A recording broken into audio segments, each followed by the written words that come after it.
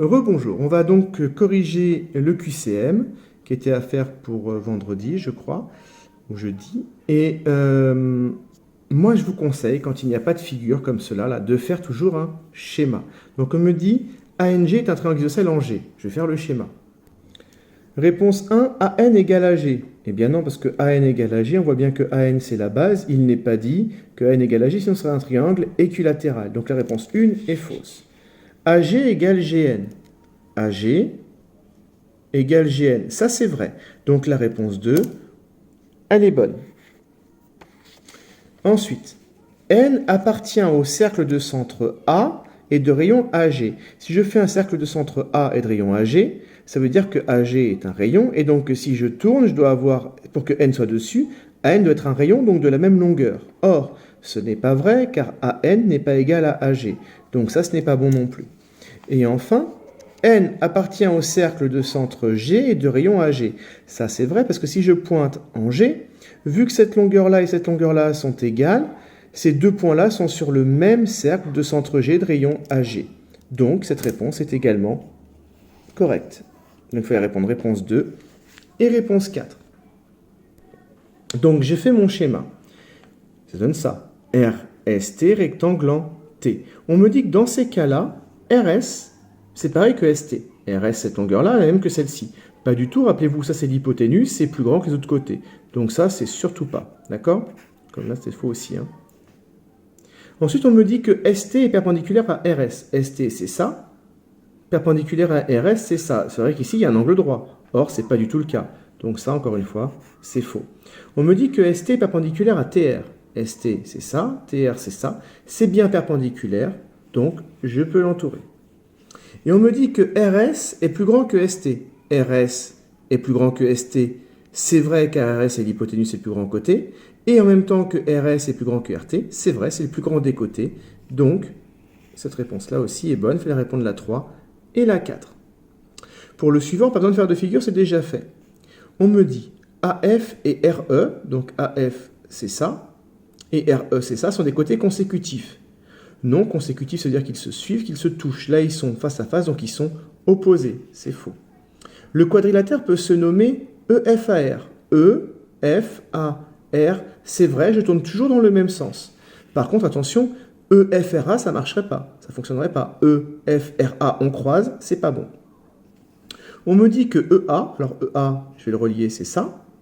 Et FR, je pars de F jusqu'à R, c'est ça, sont des diagonales. Oui, on pourrait même dire que ce sont les diagonales, car il n'y en a pas d'autres. Donc, on va considérer que c'est vrai. Ensuite, on me dit, on a un schéma ici, on me dit EHFG est un carré. Alors, si on regarde la figure, on a 4 angles droits et 4 côtés égaux. C'est donc la définition d'un carré. Sauf qu'ils me disent EHFG, ils ont croisé. C'est pas bon. C'est EHGF. Donc là, ce n'est pas un carré. On me dit ensuite EHF, donc il faudrait tracer ça, ici, là. C'est un triangle isocèle rectangle en H. Non, EHF, c'est bien un triangle isocèle et rectangle, mais il n'est pas en H, il est en E. Ils vous font des petits pièges. Ensuite, EFGH est un carré. Là, il n'y a pas de problème. EFGH, on tourne dans le bon sens. Il y a bien 4 angles droits, 4 côtés de la même longueur. C'est la définition même du carré. Et ensuite, on me dit que HFG est un triangle équilatéral. HFG est un triangle équilatéral. Jamais de la vie. C'est un triangle isocèle, rectangle en G. Si ROSE est un losange, alors là, on va faire un schéma.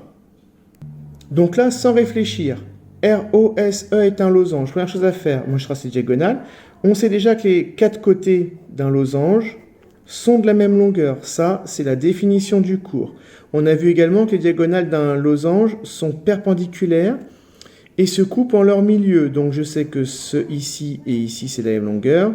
Et que ici, alors on peut faire un petit triangle. Et ici, c'est de la même longueur. D'accord? Voilà ce qu'on peut dire sur notre schéma. Et qu'est-ce qu'ils me disent? Ils me disent, pour commencer, que le triangle ROS ROS est isocèle en O. Bah, c'est vrai, ROS est bien isocèle en O, car OR et OS sont forcément de la même longueur, car les deux côtés consécutifs d'un losange sont toujours de la même longueur. Donc ça, c'est vrai. Ensuite, OS est une diagonale. Pas du tout. OS, c'est pas une diagonale, c'est un côté. Vous voyez, il suffit de faire juste un schéma, et après, c'est assez simple. Hein. OS est un côté. Bah oui, on vient de le dire. OK.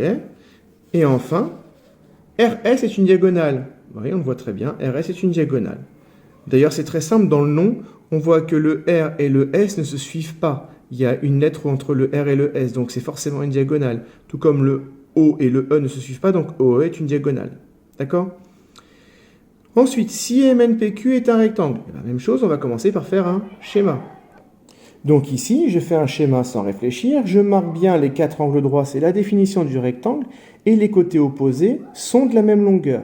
Je peux également tracer les diagonales. J'ai donc rajouté les diagonales en rouge, et je peux préciser aussi une chose importante sur ces diagonales, c'est que ces diagonales, elles se coupent en leur milieu, comme tous les parallélogrammes, et en plus, elles sont de la même longueur. Donc cette longueur-là, c'est la même que celle-ci, qui est la même que celle-ci, qui est la même que celle-ci. Et qu'est-ce qu'on me demande? On me dit MN est perpendiculaire à NP. D'accord? MN, ici, perpendiculaire à NP. Bah oui, c'est vrai, c'est un rectangle, donc les angles sont droits à chaque fois, il n'y a pas de souci. Ensuite, on me dit que MN ici est perpendiculaire à MP. Pas du tout parce que MP, c'est pas un côté, c'est une diagonale. Donc ça ne fonctionne pas.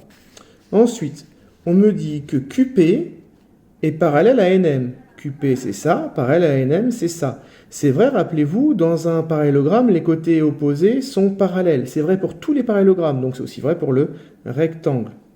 C'est les côtés opposés. Et enfin, MP, c'est ça. Perpendiculaire à NQ, c'est l'autre diagonale. Donc les diagonales sont perpendiculaires. C'est faux. Les diagonales sont perpendiculaires pour le losange et pour le carré, mais pas pour le rectangle. Donc là, non. Et enfin, le dernier. Sur la figure ci-dessous. Si ABCD est un rectangle et que AFDE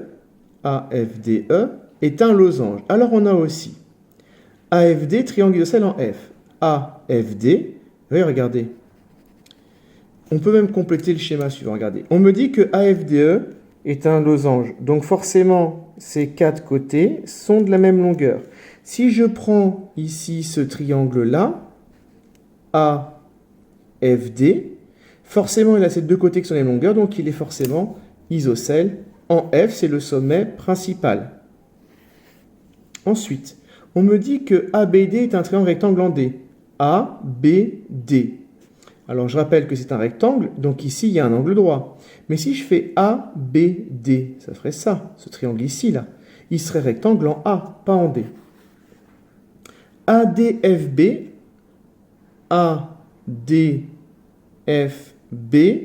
est un trapèze. Alors, je vous en ai parlé rapidement. Effectivement, c'est un trapèze. Regardez, c'est tout ça, je vais le colorier. Je vous en ai parlé quand j'ai fait le croquis, enfin une sorte d'arbre généalogique.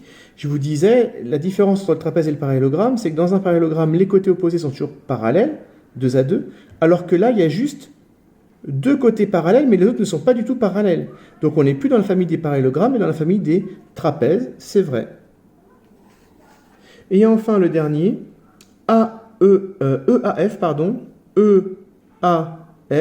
est un triangle équilatéral. Non, car EAF, on sait qu'il a ces 2 côtés qui sont de la même longueur, mais celui-ci, il n'est pas forcément de la même longueur que cela. D'accord? Donc ici, c'est non. Voilà, j'espère que vous avez bien compris. Vous avez vu qu'il faut toujours faire des schémas quand ils ne sont pas faits. Là, il y avait les schémas, donc c'était plus simple. Pour tous les autres, j'ai fait des schémas pour m'aider. Ça paraît tout de suite beaucoup plus clair. Je sais que les questions ici avec le cercle, vous n'aimez pas trop, mais essayez d'insister un petit peu si vous n'avez pas trop compris. Toujours le même principe. Rappelez-vous que tous les points qui sont sur le cercle sont à équidistance du centre. Voilà, amusez-vous bien et à bientôt.